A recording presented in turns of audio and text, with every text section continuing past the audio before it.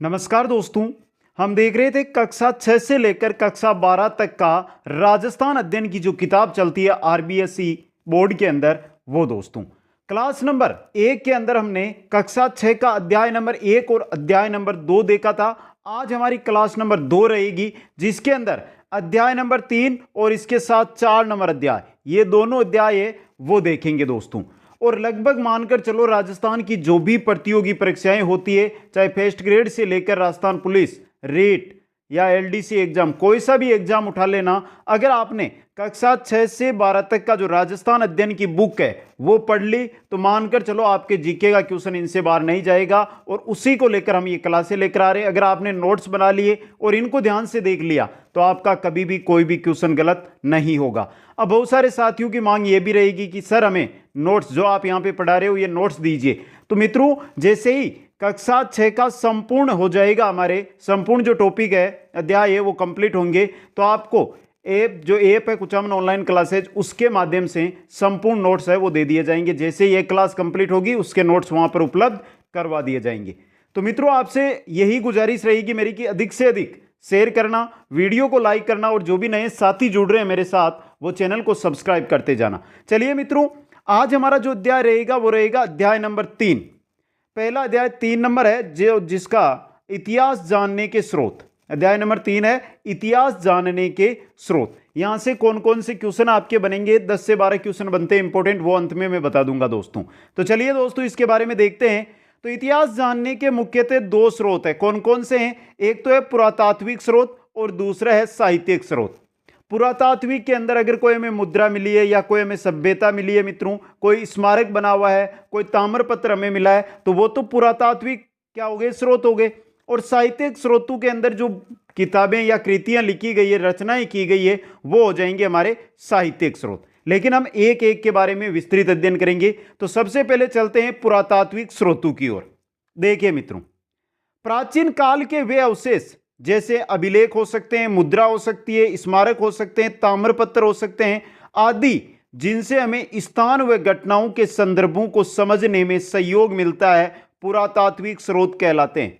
प्राचीन काल के अभिलेख मिलते हैं हमें, जैसे हमने कालीबंगा, जैसे हमारा जो नेक्स्ट अध्याय है 4 नंबर, उसके अंदर सभ्यताएं पढ़ेंगे हम। तो कालीबंगा है, गणेश्वर सभ्यता है, तो यहाँ की खुदाई से जो हमें अभिलेख, मुद्रा, स्मारक या वहां के मकान जो प्राप्त हुए, जिनसे हमें उस समय के बारे में अगर जानकारी मिले, जानकारी में सहयोग मिले, तो उसको कहेंगे हम पुरातात्विक स्रोत। पुरातात्विक स्रोतों में सबसे पहले आता है मित्रों अभिलेख। क्या है अभिलेख मित्रों? अभिलेख का अर्थ क्या होता है? ताम्रपत्र या पत्थर आदि पर लिखा हुआ लेख, या तो ताम्रपत्र या पत्थर आदि पर जो लिखा हुआ लेख है वही क्या कहलाएगा? आपका अभिलेख कहलाएगा दोस्तों। अभिलेख शिलालेखों, स्तंभों, भवनों, गुफाओं की दीवारों, स्तूपों, मठों, ताम्रपत्रों पर उत्कीर्ण किए हुए मिलते हैं मित्रों। जैसे हम नेक्स्ट क्लास के अंदर सभ्यताएं, नेक्स्ट अध्याय 4 नंबर, वहां पर सभ्यताएं पढ़ेंगे मित्रों, तो वहां पर आपको पता चलेगा कि ये अभिलेख किस किस प्रकार से मिले हैं मित्रों। जैसे बाबरू शिलालेख मिला था, तो वो कैसे मिला, क्या उसकी जानकारी है, वो क्या है? एक अभिलेख है मित्रों। और ये दीवारों पर भी मिल सकते हैं, स्तूपों या मठ में मिल सकते हैं, या ताम्रपत्र भी मिल सकता है, या गुफा भी हमें मिलती है उस समय की। तो ये क्या होते हैं? सभी अभिलेख है दोस्तों। किसी की प्रशंसा में लिखे गए अभिलेख को प्रशस्ति कहते हैं मित्रों। हम पढ़ते हैं ना प्रशस्ति। प्रशस्ति होती है अगर किसी की प्रशंसा करते हुए कोई चीज लिखी जाती है तो उसको कहते हैं प्रशस्ति मित्रों। अभिलेख गद्य व पद्य दोनों ही शैलियों में लिखे जाते हैं। गद्य और पद्य दोनों की दोनों शैलियों के अंदर आपको है जो अभिलेख लिखे हुए मिलेंगे दोस्तों।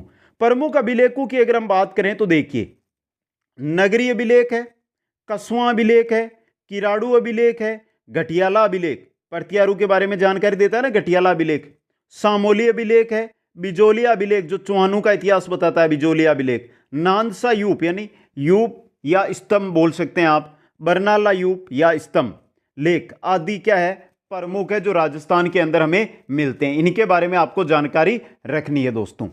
अब आगे देखिए मित्रों, आगे चलते हैं। 2 नंबर पे अभिलेख के बाद में आता है हमारे स्मारक दोस्तों। देखिए स्मारक क्या होता है, स्मारक से कैसे क्वेश्चन बन सकते हैं। स्मारक स्मारकों के अंतर्गत दुर्ग हो सकता है, महल हो सकता है, स्नानागार हो सकता है, मठ हो सकता है, स्तूप हो सकता है, समाधि हो सकता है, मंदिर या बावड़ी आदि शामिल है। अगर हमें पुराने समय के कोई भी दुर्ग मिले, महल मिले, मिलते हैं मित्रों, जैसे रणथंभौर दुर्ग है, जैसलमेर दुर्ग है, मेहरानगढ़ दुर्ग है, आमेर का किला, ये सभी क्या है, पुराने, इनसे हमें बहुत सारी जानकारी मिलती है। या कोई समाधि, मंदिर, बावड़ियां ये मिलती है, तो ये होते हैं स्मारक दोस्तों।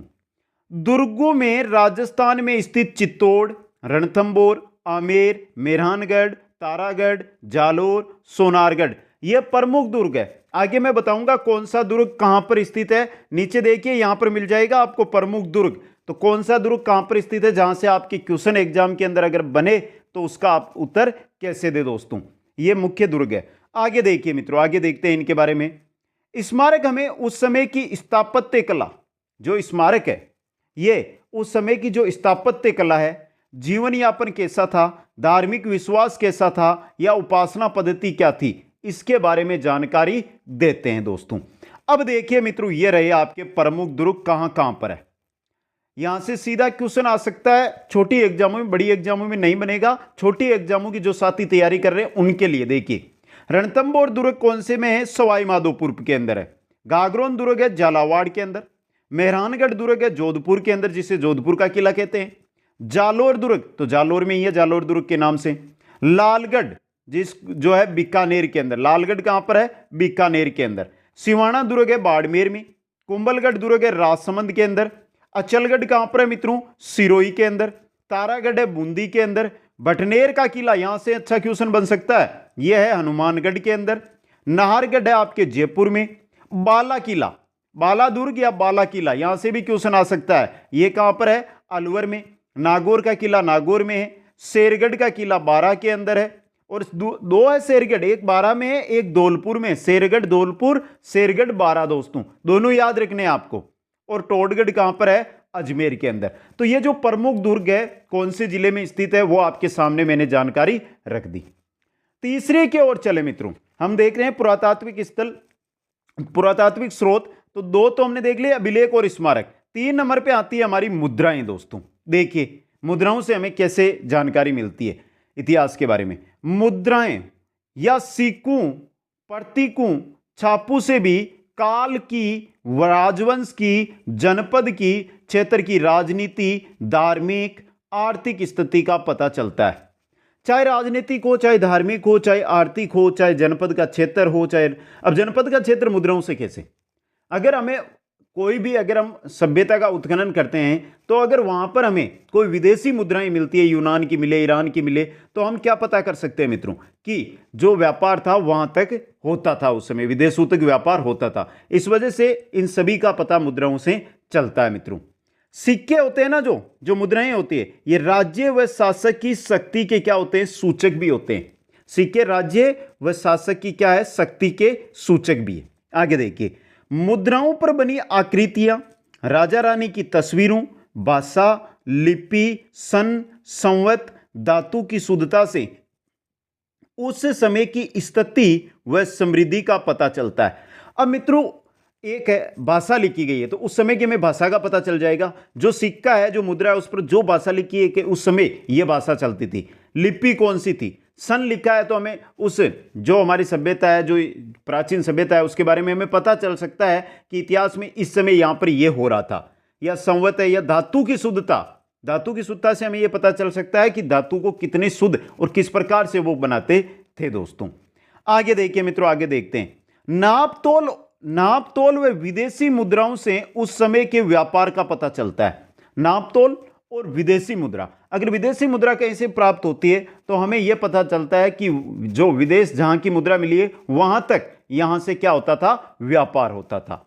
अब देखिए मित्रों, कालीबंगा है, आड़ है, बेराट है, नगरी है, रंगमेल है, रेड है, गणेश्वर है, इन सभ्यताओं के उत्खनन से उस समय की क्या अनेक मुद्राएं मिली है। और इंपॉर्टेंट है हमारे कालीबंगा, आहाड़, बेरहाट और इनमें से गणेश्वर, ये 4 सभ्यताएं तो बहुत इंपॉर्टेंट रहती है, जो हमारे नेक्स्ट अध्याय नंबर 4 के अंदर ये 4 सभ्यताएं आपको डिटेल से पढ़ाई जाएगी दोस्तों। ये हो गया पुरातात्विक स्रोत में तीसरा, मुद्राएं। 4 नंबर पे अगर हम आते हैं तो आते हैं बर्तन व कलाकृतियां। बर्तन व कलाकृतियां।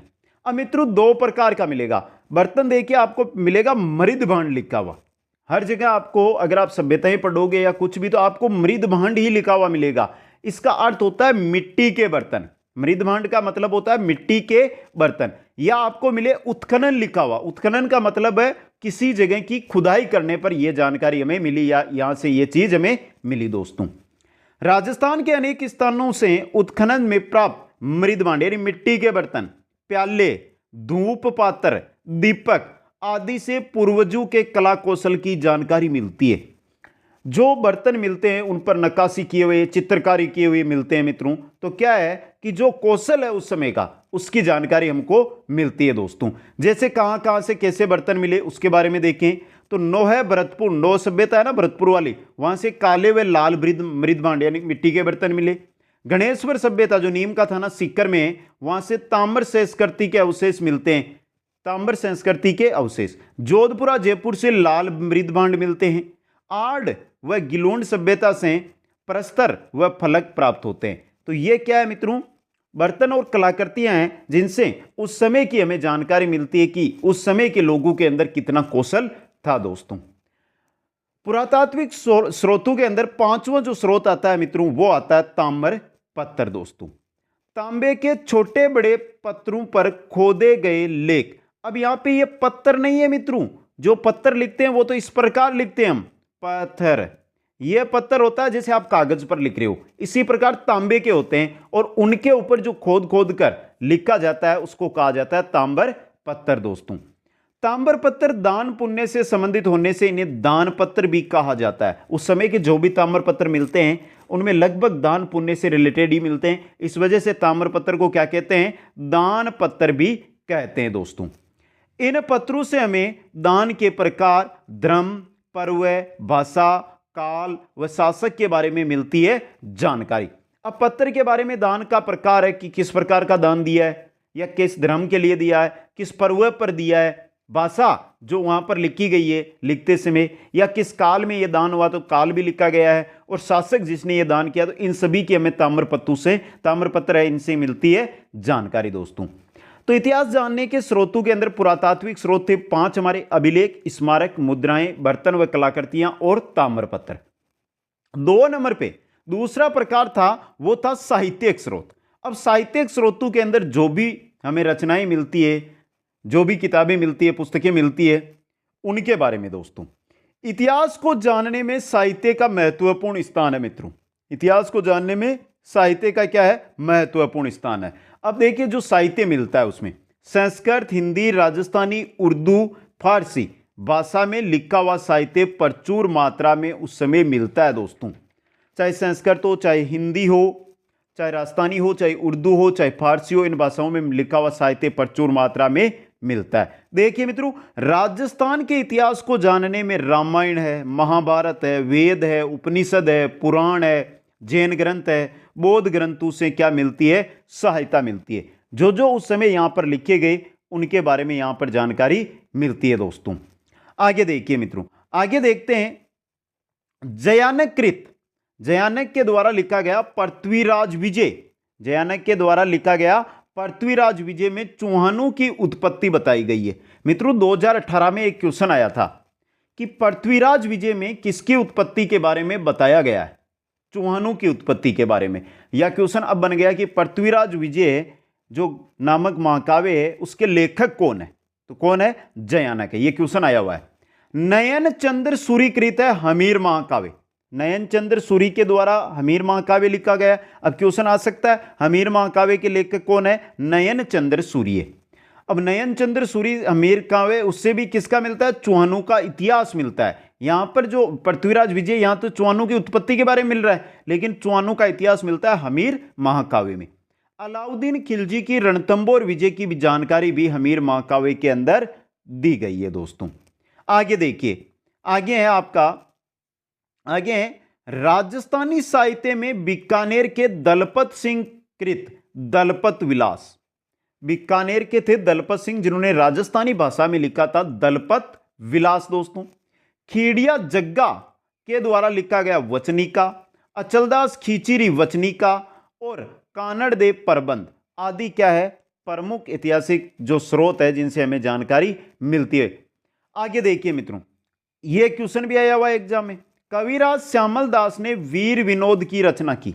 कविराज श्यामल दास ने वीर विनोद की रचना की। क्वेश्चन आया था, वो आया था वीर विनोद की रचना किसने दी। वहां पर सीधा था ऑप्शन दलपत सिंह, अमित सियाग, आकाश सिमस और श्यामल दास। 2016 का क्वेश्चन है ये। तो वीर विनोद की रचना की थी श्यामल दास ने। विश्वेश्वर नाथ रेऊ के द्वारा लिखा गया मारवाड़ राज्य का इतिहास। गौरीशंकर हीराचंद ओझा द्वारा उदयपुर, जयपुर, जोधपुर, सिरोही, प्रतापगढ़ का इतिहास है जो गौरीशंकर हीराचंद ओझा के द्वारा लिखा गया। ये हमें जानकारी मिलती है दोस्तों। आगे देखिए मित्रों, कर्नल जेम्स टोड कृत एनालल्स एंड एंटिक्विटीज ऑफ राजस्थान और पश्चिमी भारत की यात्रा, यह प्रमुख साहित्य, सीधा क्वेश्चन, और यह तो आया हुआ है बहुत एग्जामों में। एनालल्स एंड एंटिक्विटीज ऑफ राजस्थान के लेखक या ये रचना किसकी है, तो कर्नल जेम्स टोड की है। बहुत इंपॉर्टेंट क्वेश्चन बनता है। या पश्चिमी भारत की यात्रा, ये रचना किसकी है, कर्नल टोड की। बूंदी के सूर्यमल मिश्रण ने वंश भास्कर की रचना की। यह क्वेश्चन भी आया हुआ है। जो क्वेश्चन बने हैं वो देखिए। वंश भास्कर नामक पुस्तक के लेखक कौन है, सूर्यमल मिश्रण। कहां के हैं ये, बूंदी के हैं मित्रों। सूर्यमल मिश्रण कहां के हैं, बूंदी के हैं। इनको महाकवि भी कहा जाता है सूर्यमल मिश्रण को। तो यह था हमारा अध्याय नंबर 3। अब यहां से जो क्वेश्चन एग्जामों में अभी तक बने हैं वो आपके सामने रख देता हूं। देखिए मित्रों, पहला आया मृद भांड का शाब्दिक अर्थ क्या है, मिट्टी का बर्तन। दोस्तों, प्रशंसा में लिखे गए अभिलेख को क्या कहा जाता है, प्रशस्ति कहा जाता है। Annals and antiquities of Rajasthan के लेखक कौन है, कर्नल जेम्स टोड। कानड़ देव प्रबंध के लेखक कौन है, पद्मनाभ है। हमीर महाकाव्य के लेखक कौन है, नयन चंद्र सूर्य। और पृथ्वीराज विजय नामक जो महाकाव्य उसके लेखक कौन है, जयानक है। दोस्तों, ये क्वेश्चन आज तक एग्जामों के अंदर यहां से बने हुए हैं। आगे चलते हैं अध्याय नंबर 4 की ओर मित्रों। 4 नंबर अध्याय है हमारा, वो है राजस्थान में प्राचीन सभ्यता स्थल। अध्याय नंबर 4 क्या है, राजस्थान में प्राचीन सभ्यता स्थल। मुख्य रूप से 5 सभ्यताओं के बारे में यहां पर हम जानकारी लेंगे और बाकी की सभ्यताएं कौन से जिले में स्थित है उसके बारे में नॉर्मल जानकारी भी यहां पर लेंगे। जो 5 सभ्यताएं हैं वहां से आपके एग्जाम के अंदर ज्यादातर लगभग 99% क्वेश्चन इन 5 ही सभ्यताओं से आपको देखने को मिलता है। तो देखिए मित्रों, सभ्यता प्रस्तर युग यानी प्रारंभिक युग में मानव अपनी आवश्यकताओं की पूर्ति के लिए जानवर या कंदमूलों पर क्या था, आश्रित था। जो प्रारंभिक युग था उसके अंदर मानव अपनी आवश्यकताओं की पूर्ति कैसे करता था, या तो शिकार करके जानवरों का, या फिर जंगलों में कंदमूल एकत्रित करके अपना जीवन यापन करता था। दोस्तों, राजस्थान में जो प्रस्तर युग है उसके उपकरण मिले हैं, जैसे कुल्हाड़ी है, गंडासा है या छुरा है, ये सभी है उस समय मिले हैं। दोस्तों, प्रस्तर युग के बाद तांबर और कांस्य काल तथा उसके पश्चात आया लौह युग के अवशेष प्राप्त हुए हैं। तो कौन सी सभ्यता कौन सी युग की है, वो इसी से रिलेटेड है। दोस्तों, धातुओं में सर्वप्रथम तांबे का उपयोग हुआ। धातुओं के अंदर सर्वप्रथम किसका उपयोग हुआ, तांबे का उपयोग हुआ। दोस्तों, अब चलिए मित्रों, जो 5 सभ्यताएं हमारी है उनमें पहली सभ्यता आपके सामने लेकर आ रहा हूं, कालीबंगा। जो जानकारी आपकी कक्षा 6 की बुक में दी गई है उसी के आधार पर यहां पर रहेगी। दोस्तों, बस जिन साथियों ने अभी तक शेयर नहीं किया, आपसे अनुरोध है शेयर करते जाइए मित्रों, अधिक से अधिक शेयर करें, सभी मित्रों तक पहुंचाने का कष्ट करें। दोस्तों, सभी कक्षा 6 से लेकर 12 तक इसी प्रकार संपूर्ण कोर्स आपको यहां पर करवाऊंगा। देखिए, ध्वजवती और सरस्वती वर्तमान में जिसको हम घग्गर के नाम से जानते हैं के किनारे स्थित है कालीबंगा। और आपको इतना ही याद रखना, अगर एग्जाम में आया कि कालीबंगा जो सभ्यता है वो किस नदी के, सरस्वती, और वर्तमान में घग्गर है। कहां पर ये, राजस्थान के हनुमानगढ़ जिले में है कालीबंगा सभ्यता। दोस्तों, कालीबंगा की खोज किसने की थी, अमलानंद घोष ने 1952-53 के अंदर। यह क्वेश्चन बहुत एग्जामों में बना है, अमलानंद घोष वाला क्वेश्चन बहुत एग्जामों में आया। दोस्तों, जो कालीबंगा सभ्यता है इसकी खोज किसने की थी, अमलानंद घोष ने 1952-53 में। उत्खनन किसने किया है, डॉक्टर बीबी लाल व बीके थापर के निर्देशन में हुआ था 1961 से लेकर 1969 तक। दोस्तों, तो बहुत अच्छे क्वेश्चन बन सकते हैं और मेरी तरफ से जोड़े गए हैं ये खोज और उत्खनन। आपको वहां पर जानकारी इनके बारे में बहुत ही कम मिलेगी। आगे देखिए, एक बार यहां से वापस देख लें, ध्वस्तवती या सरस्वती जो वर्तमान में घग्गर है उसके किनारे कालीबंगा सभ्यता उत्खनन किया गया। राजस्थान के हनुमानगढ़ जिले में खोज अमलानंद घोष ने की उत्खनन, बीबी लाल व बीके थापर ने किया। आगे चलिए मित्रों, अब देखिए खुदाई जब यहां पर की गई या उत्खनन जब यहां पर किया गया तो सिंधु और सरस्वती जो सभ्यता है, सिंधु सरस्वती सभ्यता का काल है का एक नगर मिला जिसके मकानों में ईंटों का प्रयोग किया गया है। जब यहां पर कालीबंगा जहां पर जगह है वहां पर खुदाई की गई तो वहां पर जो हमारी सिंधु सभ्यता है उस समय का क्या मिला, एक नगर मिला और उसके जो मकान बने हुए थे उसमें ईंटों का प्रयोग किया गया। दोस्तों आगे देखिए, मकानों में 4-5 बड़े व कुछ छोटे कमरे, 4-5 तो बड़े कमरे और कुछ छोटे कमरे भी वहां पर मिले। दोस्तों गंदे पानी की निकासी के लिए यहां पर लकड़ी और ईंटों की नालियां मिली। यह इंपॉर्टेंट क्वेश्चन है। अब यहां से एक क्वेश्चन मैंने नहीं लिखा है क्योंकि आपकी बुक में नहीं था, तो मैं बता देता हूं आपको। कालीबंगा का शाब्दिक अर्थ क्या होता है, आप कमेंट करके बताइए मित्रों। मैं आगे आपको जैसे कालीबंगा हमारी पूरी होगी वहां पर जानकारी दे दूंगा। दोस्तों आगे देखिए, यहां पर चबूतरे भी मिले जिन पर अग्निकुंड यानी वेदिकाएं बने हुए हैं। जो यहां पर चबूतरे मिले खुदाई के अंदर, उनके ऊपर क्या बने हुए हैं, अग्निकुंड बने हुए हैं। तो इंपॉर्टेंट क्वेश्चन बन सकता है मित्रों, यहां से याद रखना है आपको। आगे चलिए मित्रों, आगे देखते हैं। कालीबंगा में मिले दोनों टीले दुर्गीकृत थे। यहां पर 2 टीले मिले, दोनों के दोनों टीले है ना वो दुर्गीकृत थे मित्रों। इस प्रकार 2 टीले हैं, पास पास में ये दोनों टीले और दोनों के दोनों क्या है, दुर्गीकृत टीले है। दोस्तों इंपॉर्टेंट चीज है आपके लिए, ये यहां से क्वेश्चन बन सकता है। अब यहां से क्वेश्चन कैसे बनेगा, दुर्गीकृत टीलों से क्वेश्चन। तो मित्रों जो 2 दुर्गीकृत टीले मिले, एक था दुर्ग टीला जो ऊंचाई पर स्थित था ना, जो टीला ये ऊंचाई पर, अगर मान लो अगर ये ऊंचाई पर है तो ये दुर्ग टीला है, और जो नीचे की ओर है वो है नगरी टीला। दोस्तों ये पूर्व भाग के अंदर स्थित है और यह है आपके पश्चिम भाग के अंदर स्थित। दोस्तों और इसको लगभग ये टीला है जो धरातल पर है और यह है बहुत ऊंचाई पर स्थित। दोस्तों ये इंपॉर्टेंट है। और दोनों के ओर क्या है, दोनों की ओर 4 दीवारी है, परकोटा है जिसको हम दुर्गीकृत बोलते हैं या किलेबंदी बोलते हैं। दोनों टीलों, चाहे दुर्ग टीला हो चाहे नगर टीला हो, दोनों के दुर्गीकृत किया गया है। आगे देखिए, कालीबंगा में मिले दोनों टीले दुर्गीकृत थे। नगर योजना सिंधु सभ्यता के समान है। ये जो नगर योजना है वो कैसी है, सिंधु सभ्यता के समान है। अब देखिए यहां से अवशेष के रूप में हमें क्या क्या मिला है। पहला देखिए, जूते हुए खेत के साग से यहां से मिले मित्रों, जूते हुए खेत के साग से, मतलब पूर्व हड़प्पाकालीन ये सभ्यता है। दोस्तों एक साथ 2 फसलें बोना ये लोग जानते थे क्योंकि जो खेत मिले हैं जुते हुए उनमें 2-2 फसलों के अनुमान है। दोस्तों ऊंट की अस्थियां यहां से मिली है, मतलब ऊंट उस समय थे। आगे देखिए, भूकंप के साग से मिले यहां से, मतलब ये सभ्यता नष्ट किससे हुई है, भूकंप से हुई है। दोस्तों एक बच्चे की खोपड़ी में 6 छिद्र मिले, एक बच्चे की खोपड़ी में 6 छिद्र, मतलब शल्य चिकित्सा के प्रमाण भी उस समय हमें मिलते हैं। आगे चलिए आगे देखते हैं और क्या क्या अवशेष मिले। सांड की जुड़वा पैर की मिट्टी की मूर्ति मिली है यहां से, सांड की जुड़वा पैर की मिट्टी की मूर्ति भी यहां से हमें मिली है। दोस्तों तांबे की वृषभ की मूर्ति यहां से मिली है, तांबे की, मतलब तांबे से ये जानकार थे। दोस्तों हाथी दांत का कंगा मिला है, हाथी दांत का कंगा, और कांसे का क्या मिला है, दर्पण मिला है, और गाय के मुख वाले प्याले भी यहां से मिले हैं। इसके अलावा मेसोपोटामिया है उसकी बेलनाकार मोहर भी यहां से मिली है। दोस्तों मेसोपोटामिया की जो बेलनाकार मोहर है वो मिली है, लकड़ी की नालियां यहां पर मिली है, ईंटों की नालियां यहां पर मिली है। दोस्तों ये इंपॉर्टेंट है।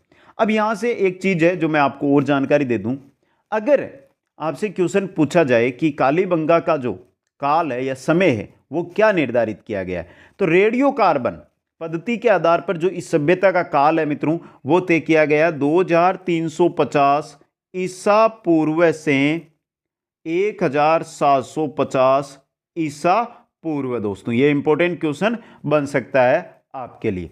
एक क्वेश्चन जो एग्जामों में लास्ट बार आया था इसलिए बता रहा हूं, कालीबंगा को सिंधु सभ्यता की तीसरी राजधानी किसने कहा, कालीबंगा है इसको सिंधु सभ्यता की तीसरी राजधानी किसने कहा था, डॉक्टर दशरथ शर्मा ने कहा था। दोस्तों यह थी कालीबंगा। दूसरी जो हमारी सभ्यता है, नेक्स्ट सभ्यता, वो है अहाड़ या जिसको हम आगाटपुर के नाम से भी जानते हैं। दोस्तों उदयपुर, आयड़ या बेडच नदी के किनारे आपको मिलेगी। उदयपुर जिले के अंदर आयड़ या बेडच नदी के किनारे है जो आड़ सभ्यता का क्या मिला, प्रमाण मिला दोस्तों। आड़ को स्थानीय भाषा में क्या कहा जाता है, धूलकोट कहते हैं। आड़ को स्थानीय भाषा में कहते हैं धूलकोट, क्योंकि जो आयड़ नदी है या जो बेडच या आयड़ नदी है हमारी, उसके किनारे टीले दिखाई देते हैं। उन टीलों की खुदाई में यह मिला, तो इसी वजह से उन टीलों के नाम से ही इनको क्या कहा जाने लगा, धूलकोट कहा जाने लगा। अब बात करें कि आड़ है ये कौन से काल की है, तो ये ताम्र पाषाण काल की है, ताम्र पाषाण काल की दोस्तों। यह बस्ती ताम्रवती के नाम से भी जानी जाती थी। किस नाम से, ताम्रवती के नाम से भी इस बस्ती को जाना जाता था दोस्तों। तांबावती या ताम्रवती, ये दोनों क्वेश्चन आ सकते हैं दोस्तों। आगे देखिए, 10वीं व 11वीं शताब्दी में इसे आगाटपुर के नाम से जाना जाने लगा। 10वीं और 11वीं शताब्दी आई, उस समय आड़ को किस नाम से जाना जाने लगा, आगाटपुर के नाम से।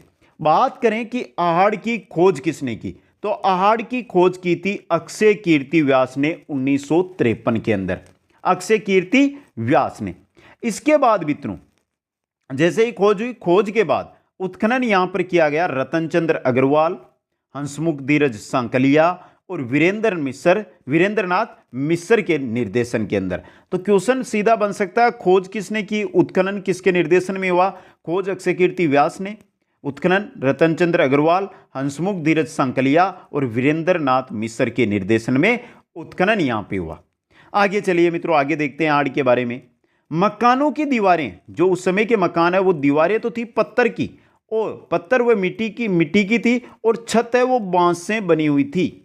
उस समय के जो मकान मिलते हैं उनकी दीवारें किनकी बनी हुई है मित्रों, दीवारें हैं पत्थर या मिट्टी की, और छत है वो किसकी है, बांस की बनी हुई है। बड़े कमरों के बीच में बांस या मिट्टी की पर्दी से उसे छोटे छोटे कमरों में, जिनको ओवरू कहा जाता है, में विभाजित किया जाता था। ऐसे भी प्रमाण वहां पर मिले हैं कि जो बड़ा कमरा है, मान लो ये बड़ा कमरा है, तो इसके बीच में या तो बांस से या मिट्टी से क्या निकाल दी, पर्दी, जिसको पर्दी यानी बीच में छोटी सी दीवार निकाली जाती है, उसको पर्दी कहा जाता है।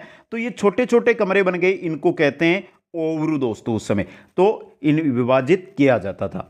अब बात करते हैं आड़ से हमें अवशेष में क्या क्या मिला। तो देखिए, तांबा गलाने की भट्टियां यहां से मिली है, सबसे इंपॉर्टेंट चीज, तांबा गलाने की भट्टियां यहां से मिली है दोस्तों। अब देखिए, अगर तांबा गलाने की भट्टियां मिली है तो तांबे के औजार भी मिले हैं, तांबे के आभूषण भी वहां से हमें क्या हुए हैं, प्राप्त हुए हैं दोस्तों। जो ये तांबा गलाने का उद्योग है या भट्टियां हैं, उस समय अर्थव्यवस्था यानी आहड़ के जो लोग थे उनकी अर्थव्यवस्था का मुख्य आधार इसको माना जाता है, तांबा गलाने की जो उद्योग है इनको दोस्तों। तांबे की कुल्हाड़ियां वहां से मिली है, तांबे की भट्टियां तो हमने देख ली मित्रों। लाल काले व भूरे रंग के मृद भांड यानी मिट्टी के बर्तन भी वहां से हमें मिले, लाल काले व भूरे दोस्तों। अब मित्रों जो यहां से एक क्वेश्चन बन सकता है, लाल काले व भूरे रंग के जो मृद भांड मिले, इनको किस शैली में पकाया जाता था, उल्टी तपाई शैली में, उल्टी तपाई शैली के अंदर। एक मकान से 6 बड़े चूल्हे मिले यहां से, एक मकान से 6 बड़े चूल्हे, जो क्या है, सामूहिक भोजन व्यवस्था या संयुक्त परिवार प्रथा पर प्रकाश डालता है दोस्तों। उच्च कोटि के चावल यहां से हमें क्या मिले हैं, उच्च कोटि के चावल मिले हैं। 6 तांबे की यूनानी मुद्राएं व 3 मोहरें यहां से मिली है, 6 तो तांबे की यूनानी मुद्राएं मिली है और 3 मोहरें मिली है।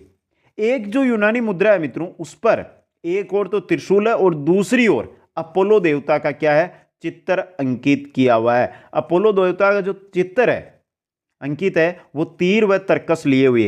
ये क्वेश्चन आ सकता है, ये इसलिए बता रहा हूं। जो यूनानी मुद्रा मिली है 6, उनमें से एक जो यूनानी मुद्रा है उस पर एक साइड जो मुद्रा होती है उसमें एक साइड तो है त्रिशूल, दूसरी साइड है अपोलो देवता का चित्र, और जो अपोलो देवता है वो तीर व तरकस लिए हुए है दोस्तों।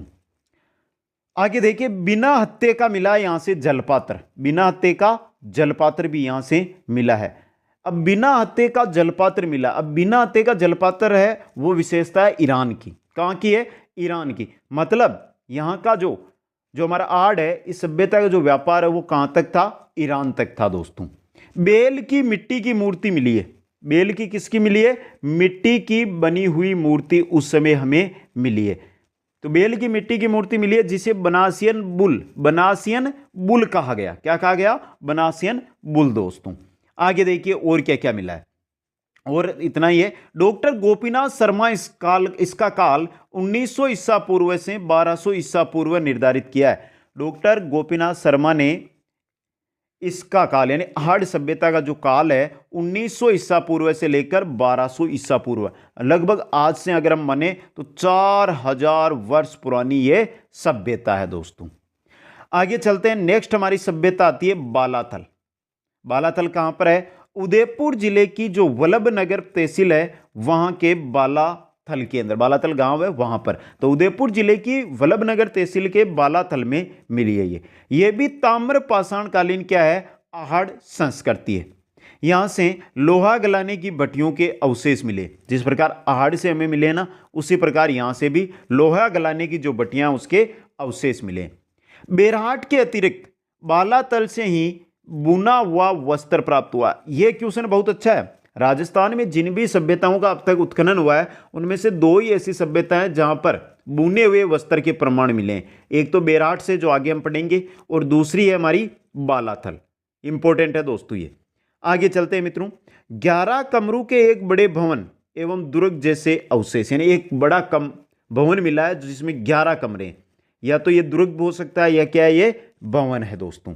आगे चलते आगे देखते हैं, यहां से तांबे के चाकू मिले हैं, तांबे की कुल्हाड़ी मिली है, तांबे का बाण मिला है, तांबे के कर्णफूल मिले, तांबे में गले का हार की लटकन आदि सभी यहां से प्राप्त हुए हैं दोस्तों।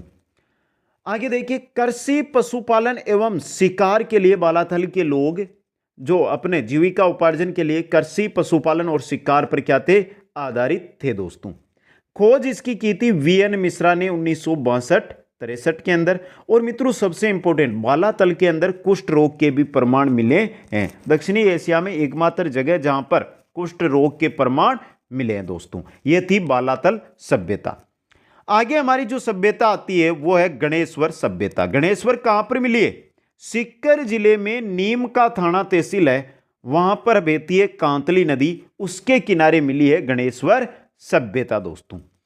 गणेश्वर सभ्यता की खोज की थी रतन चंद्र अग्रवाल ने। कब? 1972 से 76 के मध्य रतन चंद्र अग्रवाल ने। उत्खनन इसका किया है वीरेंद्रनाथ मिश्र ने, विजय कुमार अग्रवाल, इन दोनों के निर्देशन में इसका उत्खनन हुआ 1977-78 में। गणेश्वर से ताम्र उपकरण मिले हैं मित्रों। गणेश्वर से क्या मिला है? ताम्र उपकरण। सबसे पहली बात, गणेश्वर सभ्यता से ताम्र युगीन सभ्यता के अवशेष मिले। यहां मिले अवशेष ताम्र युगीन सभ्यताओं में सबसे प्राचीन है। जो भी हम ताम्रवती सभ्यताएं पढ़ रहे हैं उनमें सबसे प्राचीन जो अवशेष है तांबे के वो यहीं से मिले। इस वजह से याद रखना, सबसे इंपॉर्टेंट क्वेश्चन बता रहा हूं, जो हमारी गणेश्वर सभ्यता है इसको ताम्र युगीन सभ्यताओं की क्या कहा जाता है? जननी कहा जाता है दोस्तों। अब क्या क्या उपकरण मिले? बाण मिले, मछली पकड़ने का कांटा मिला है, कुल्हाड़ी मिले, भाले मिले, आभूषण मिले, उस तरह के फलक आदि सभी तांबे के बने हुए उपकरण यहां से गणेश्वर सभ्यता से मिले दोस्तों। आगे चले, आगे देखते हैं। गणेश्वर सभ्यता में मकान पत्रों से बने हुए थे, यानी कि गणेश्वर सभ्यता के जो मकान है वो किससे बने हुए थे? पत्रों से बने हुए हैं। एक क्वेश्चन और है, किस सभ्यता के तांबे में सर्वाधिक शुद्धता पाई गई? किस सभ्यता के किस में पाई गई? गणेश्वर सभ्यता से जो तांबे के उपकरण मिले उनमें सर्वाधिक शुद्धता पाई गई थी दोस्तों। बाढ़ से बचाव के लिए यहां पर पत्थरों का बांध भी मिला है। बाढ़ से बचाव के लिए, क्योंकि ये कौन सी नदी के किनारे थे? कांतली नदी के किनारे, तो बाढ़ आने की संभावना, इस वजह से यहां पर उनसे बचाव के लिए पत्थरों का बांध भी मिला है। गणेश्वर को पुरातत्व का पुष्कर कहा जाता है। यह बहुत इंपॉर्टेंट क्वेश्चन है। गणेश्वर को पुरातत्व का पुष्कर कहा जाता है। गणेश्वर से मिट्टी के 2 प्रकार के बर्तन मिले। एक है हड़प्पा पूर्व संस्कृति के हल्के लाल रंग के बर्तन, और दूसरे लाल चिकनी मिट्टी विशिष्ट चित्रकारी वाले मजबूत बर्तन। ये 2 प्रकार के बर्तन यहां से मिले हैं दोस्तों। गणेश्वर से एक कपी स्वर्णिम मृदभांड भी मिला है। इंपॉर्टेंट बन सकता है क्वेश्चन के लिए, आपके लिए। अब बात करते हैं कि इसका काल, इसकी तिथि क्या निर्धारित की गई है। तो मित्रों, डीपी अग्रवाल ने कार्बन डेटिंग पद्धति यानी C14 विधि से इस सभ्यता की जो तिथि बताई है वो निर्धारित की है 2800 ईसा पूर्व। 2800 ईसा पूर्व इस सभ्यता की तिथि निर्धारित की है दोस्तों। गणेश्वर जो सिंधु है, गणेश्वर सभ्यता है, ये सिंधु सभ्यता से पूर्व की सभ्यता मानी जाती है। आगे चलते हैं, आगे आती है हमारी बेराट, पांचवी सभ्यता। बेराट है जयपुर जिले में बेराट कस्बे के अंदर। बेराट सभ्यता कहां पर है? जयपुर जिले के बेराट कस्बे के अंदर। नदी बाणगंगा, जिसको अर्जुन की गंगा के नाम से भी जानते हैं, उसके किनारे बेराट सभ्यता का उत्खनन किया गया। यहां पर बीजक की पहाड़ी, भीम डूंगरी प्रसिद्ध है। यहां की जो बीजक की पहाड़ी और भीम डूंगरी है, यह प्रसिद्ध है। अब मित्रों यहां पर दयाराम साहनी ने जो उत्खनन या जहां पता लगाया मित्रों, अब देखिए दयाराम साहनी ने खोज की तो उन्होंने बेराट के अंदर 3 पहाड़ियां, एक बीजक की पहाड़ी, दूसरी भीम डूंगरी, एक डूंगरी और है, वहां पर उत्खनन किया था। ये तो प्रसिद्ध है, बीजक की पहाड़ी और भीम डूंगरी तो वहां की प्रसिद्ध है। एक महादेव डूंगरी है, इन तीनों के ऊपर क्या किया था? उत्खनन किया था। खोज किसने की है? दयाराम साहनी ने 1936-37 में, और उत्खनन भी इन्होंने यहां पर किया, लेकिन कुछ प्रमाण नहीं मिले। पुनः इसका उत्खनन किया गया नीलरतन बनर्जी व कैलाशनाथ दीक्षित के निर्देशन में 1962-63 के अंदर। पुनः उत्खनन कब हुआ? 1962-63 में। किसके द्वारा? नीलरतन बनर्जी व कैलाशनाथ दीक्षित के निर्देशन में। महाभारत में पांडवों ने यहां अज्ञातवास के अंतिम दिन व्यतीत किए थे। जो महाभारत है, उस समय के जो पांडव है, उन्होंने यहां पर जो अज्ञातवास के अंतिम दिन है, लगभग 1 साल जो है बेराट के अंदर व्यतीत किए थे दोस्तों। अब महाभारत के समय जो बेराट है सभ्यता मिली है, वहां पर था मत्स्य जनपद। तो महाभारत के समय मत्स्य जनपद की राजधानी विराटनगर, जिसको हम बेराट के नाम से जानते हैं, वो ही थी दोस्तों। कैप्टन बर्ट ने 1837 ईस्वी में भाबरू शिलालेख की खोज की। कैप्टन बर्ट ने 1837 ईस्वी के अंदर भाबरू शिलालेख की खोज की। यह भाबरू शिलालेख वर्तमान में कहां पर है मित्रों? वर्तमान में कलकत्ता संग्रहालय के अंदर सुरक्षित रखा गया है दोस्तों। इसके अंदर मित्रों बौद्ध धर्म का रिलेटेड त्रिरत्न सिद्धांत दिया गया है, जिसके अंदर बुद्ध, धम्म और संघ, ये 3 सिद्धांत दिए गए हैं। इसकी भाषा, भाबरू शिलालेख की भाषा कौन सी थी? प्राकृत भाषा थी। लिपि ब्राह्मी लिपि, जिसको बाएं से दाएं हम लिखते हैं दोस्तों। आगे चलिए, एक क्वेश्चन बनाया इससे भाबरू शिलालेख से, वो बनाया कि अशोक को मगध का राजा, अशोक ने स्वयं को मगध का राजा कहा था, कौन से शिलालेख में? भाबरू शिलालेख में ही कहा था। बात करते हैं बेराट से, तो यह बौद्ध धर्म का सबसे प्राचीन स्थल था। यहां से गोल बौद्ध मंदिर मिले हैं, स्तूप मिला है, बौद्ध मठ, ये सभी यहां से प्राप्त हुए हैं दोस्तों। आगे देखिए, यहां एक कमरे में चांदी की 36 मुद्राएं मिली। एक कमरे के अंदर चांदी की कितनी मिली है? 36 मुद्राएं मिली है दोस्तों। उनमें से 8 पंचमार्क है और 28 है भारतीय यूनानी शासकों की। सबसे इंपॉर्टेंट चीज है ये आपके लिए। अब बात करते हैं और क्या क्या अवशेष यहां से मिले। अवशेष के अंदर देखिए, नाचता हुआ पक्षी की मूर्ति यहां से मिली है, लोहे की कीलें यहां से मिली है, हाथ से बना हुआ वस्त्र सबसे पहले यहीं पर मिला था दोस्तों, और पत्थर के संदूक यहां से हमें प्राप्त हुए हैं दोस्तों। एक क्वेश्चन और बनता है, चीनी यात्री कौन है जो विराटनगर आया था और 8 बौद्ध मठों का उसने उल्लेख किया है मित्रों? चीनी यात्री था 624 ईस्वी के अंदर चीनी यात्री है जो विराटनगर आया था, वो था ह्वेनसांग। कौन था? ह्वेनसांग दोस्तों। कब आया था ये? 624 में विराटनगर आया है और इसने 8 जो बौद्ध मठ है उनका उल्लेख किया है। जो ह्वेनसांग है, इसको क्या कहा जाता है? इसको कहा जाता है तीर्थयात्रियों का राजकुमार। तीर्थयात्रियों का राजकुमार। ह्वेनसांग की जो रचना है, जो ग्रंथ है जिसमें 8 मठों के बारे में उल्लेख किया गया है, वो है सियूकी। क्या है उसका नाम? सियूकी है दोस्तों। ये इंपॉर्टेंट जानकारी आपके लिए। अब बात करते हैं कि जो बेराट है ये नष्ट कैसे हुआ। तो इसमें ऐसी जानकारी मिलती है कि हुण आक्रमणकारी था मिहिर कुल दोस्तों। उसने बेराट पर आक्रमण किया और इसको क्या कर दिया था?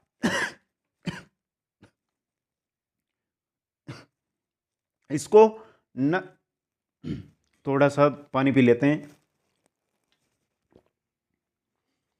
तो हुण आक्रमणकारी मिहिर कुल था जिसने बेराट पर क्या किया था? आक्रमण किया और इसको कर दिया था नष्ट कर दिया था दोस्तों।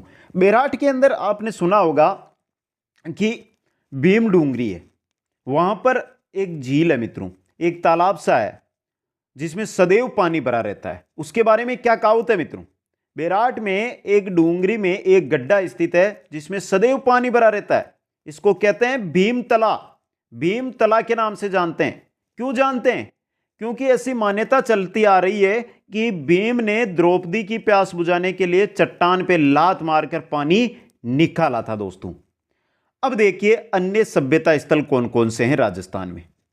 भरतपुर के अंदर है नोहो, जालोर में है भीनमाल, राजसमंद में है गिलूंड और पचमता, चित्तौड़ के अंदर है नगरी, टोंक के अंदर है नगर और रेड। नगरी और नगर दोनों अलग अलग सभ्यता स्थल है मित्रों। जयपुर के अंदर सांबर और जोधपुरा, एक अभी हमने पढ़ी लिया है मित्रों बेराट। भीलवाड़ा में है बागोर और ओजियाना। ये मुख्य स्थल है जो राजस्थान के अंदर सभ्यता स्थल है। ये थी कक्षा 6 के अध्याय नंबर 3 और अध्याय नंबर 4 की क्लास। सच बताना कमेंट करके कि आपको ये क्लास कैसी लगी। स्पीड बहुत स्लो रख रहा हूं जिससे आसानी से अगर आप नोट्स बना रहे हैं वही बना लें। कमेंट करके बता दें मित्रों, और अभी तक जिन साथियों ने शेयर नहीं किया है वो अब शेयर जरूर कर दें। आप सभी को बहुत बहुत धन्यवाद। जय हिंद, जय भारत।